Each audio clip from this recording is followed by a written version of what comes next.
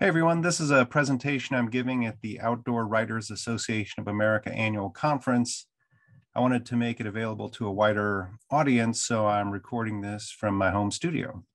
If you follow my work, some of this will be familiar to you, but hopefully it's packaged in a way that you or others will find interesting. As you can see from the title of this talk, I have two broad and related points I want to make about contemporary American gun culture. The first point has to do with what I call, following the gun journalist Michael Bain, gun culture 2.0. As I wrote back in 2017, hunting, target shooting, and collecting continue to be important aspects of US gun culture today and merit further investigation by sociologists. At the same time, the center of gravity of US gun culture has shifted over the course of the past half century from recreational shooting to armed self-defense, from gun culture 1.0, America's historic gun culture, to gun culture 2.0. For those of you who are more visually oriented, this graphic represents the shift from gun culture 1.0 to gun culture 2.0. Now, there are many ways to document this change empirically, so let me just highlight a few. We can see this change particularly in the reasons people give for owning guns. As you can see, a 1999 poll found 26% of respondents cited protection as the primary reason for owning a gun. And by 2013, that proportion had grown to 48%, nearly half. And hunting, sport shooting, and gun collecting declined by a roughly equal amount. By 2019, the self-defense proportion had increased to nearly 60%, more than doubling in just a period of 2 decades. That's a remarkable change. Another way of measuring this change in the center of gravity of American gun culture is to look at the predominant themes in gun advertising over time. To this end, I examined advertisements in the American Rifleman over the 100-year period from 1918 to 2017, and in Guns magazine from its inception in 1955 to 2019. The findings from my Guns magazine analysis graphically depict a profound change. As you can see in the figure, over a 65-year period, the prevalence of hunting and recreational shooting themes in ads, represented by the red line, declined in an almost mirror image to the increase in personal protection and concealed carry themes, which are represented by the green line. These changes in American gun culture both fostered and were fostered by the liberalization of concealed carry laws that began in the 1980s. As you may know, I recently published a small book on this history.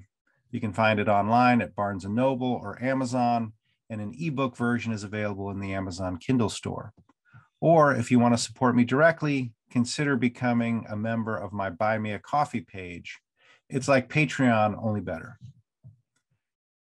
Even before the first wave of shall issue laws had finished washing over the country, a second wave of permitless carry laws began and has picked up steam in just the past few years. The spread of this concealed carry revolution is strikingly evident in a GIF from the Wikipedia page on the history of concealed carry. Here, the blue represents shall issue laws and green represents permitless carry laws. Now, without denying that self-defense has always been a part of American gun culture, or that hunting and recreational shooting remain important parts of gun culture today, these data clearly show that culture of armed citizenship, called gun culture 2.0, is the core of American gun culture today.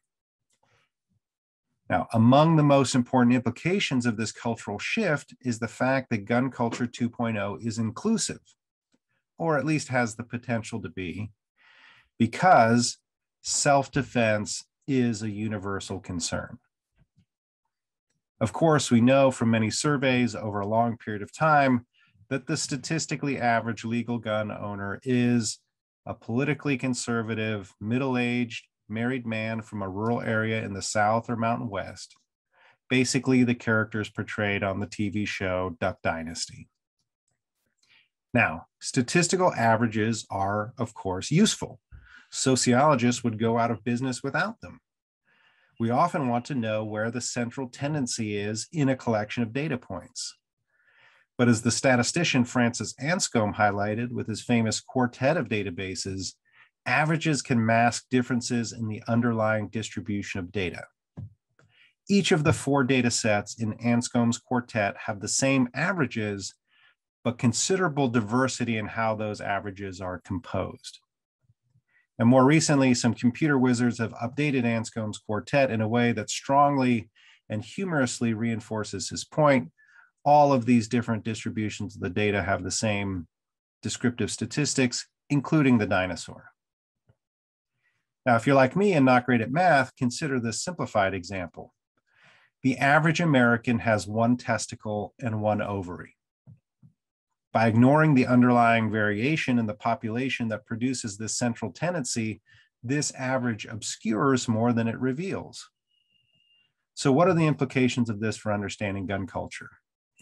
Compared to gun culture 1.0, gun culture 2.0 is younger and more female, more racially and sexually diverse, more urban and suburban, and more attracted to handguns for self-defense. As noted earlier, a majority of all gun owners today cite protection as a reason for ownership. But among those who only own handguns, 80% cite protection as a reason. People who only own handguns, therefore, are central to gun culture 2.0. The 2015 National Firearms Survey provides some interesting information about differences between gun owners in general and those who only own handguns. We know, for example, that fewer women own guns than men on average, but women who do own guns are twice as likely as men to only own handguns.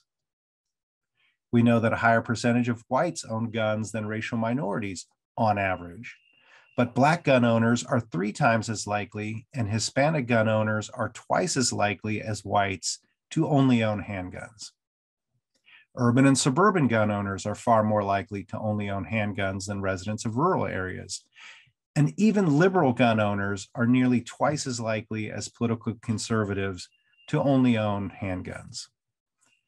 This is some compelling evidence for the diversity we find when we focus our attention on gun culture 2.0.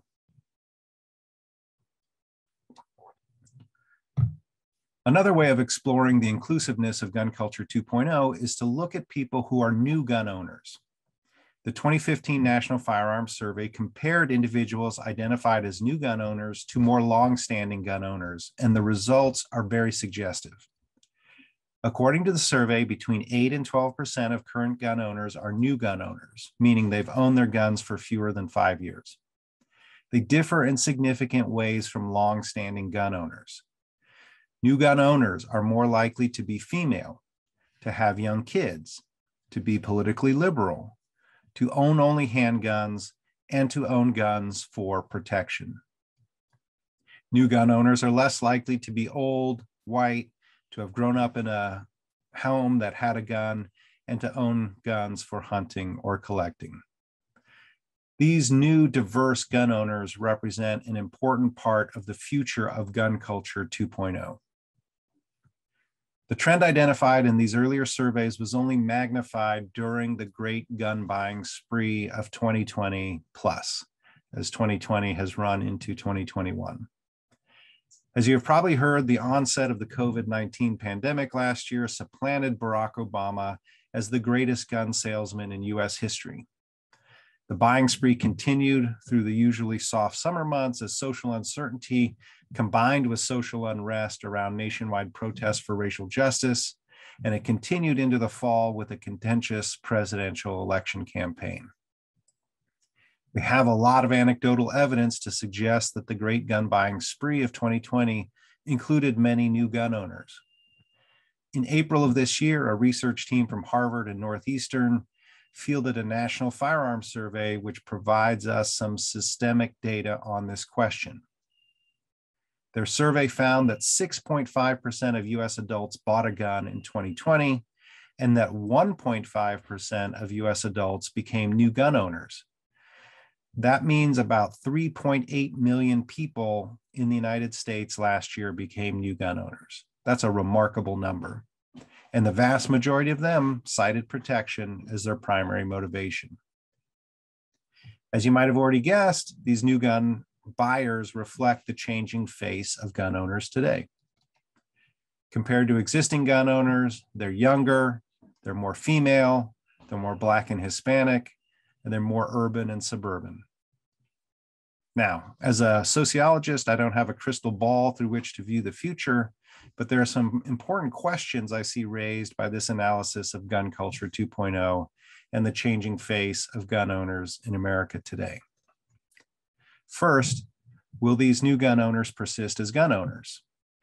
We know that in 2 to 3 years from now, there's going to be a robust secondary market for lightly used Peloton bicycles and Airstreams for all the people who bought them during the pandemic and realized that they're not going to use them.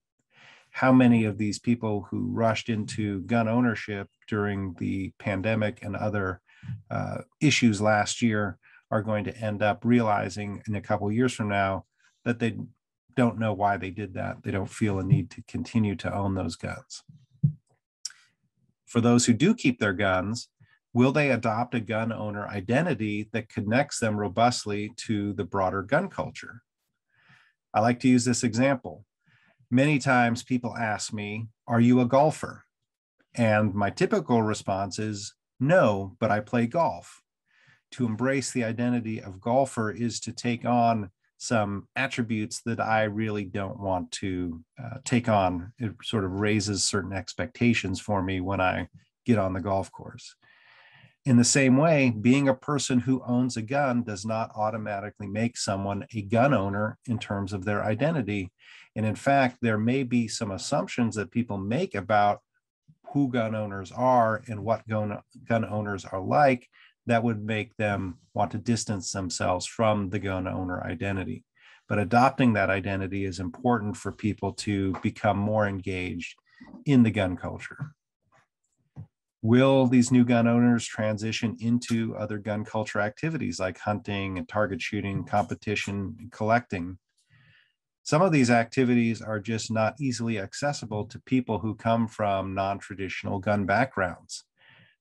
It takes money to do some of these things, collecting and competition, and many of the people who are getting into gun ownership for reasons of protection may not have those resources to spend. Even if you do have the resources to spend, it's not easy to get into hunting. I've been involved in gun culture for 10 years myself now, and I've never been hunting. It's something that is tightly connected to particular lifestyles, to family, to close-knit friendship groups. And it's kind of hard to break into unless you really, really want it. Things like target shooting or competition shooting. I live in North Carolina, and there just aren't a ton of different places for people to go shooting. If everybody who was a new gun owner wanted to go shooting, there would be severe limitations on their just ability to do so just because of the lack of range space. This is something that the tactical professor Claude Werner has written about. Finally, will they become advocates for the Second Amendment? If they don't develop a gun owner identity, it's unlikely that these new entrants into gun culture will become 2A advocates. And there's also, again, this concern that many have that being a 2A advocate today means buying into a whole package of political positions and ideologies that not all new gun owners are going to buy into. So these are some issues that I think this analysis raises for the future. I'm not going to make any predictions because that's just not my game, but I appreciate your interest in my work. Until next time, you can always keep up with what I'm doing on my blogs, Gun Culture 2.0 and Gun Curious, as well as on Facebook and Twitter. If you're interested in the scholarship that underlies my claims in this talk, I'll list out the reference for you. You can hit pause on the video and check those out. They're all available as open access publications online or via posts about them on my Gun Culture 2.0 blog.